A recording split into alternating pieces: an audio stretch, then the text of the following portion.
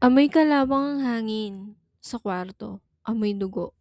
Gising ka, pero hindi ka makagalaw. Dilat ang mga mata mo. Nakatingin sa kisame na may bitak, na parang ugat. Doon mo narinig ang paglangit-ngit ng kama. Hindi iyo.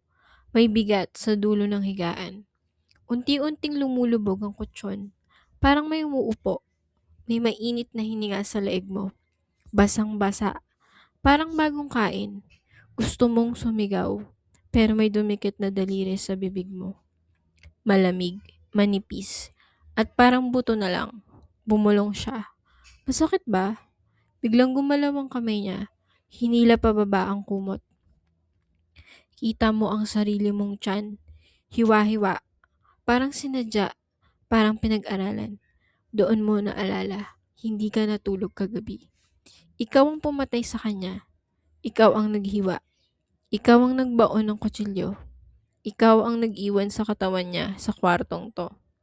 Napahikbi ka. Isang luha lang ang tumulo. Tumawa siya. Isang basag na tawa. Akala mo ba tapos na yun? Biglang may kumapit sa dibdib mo at piniga ang puso mo. Ramdam mo ang pagputok, ang init, ang dilim.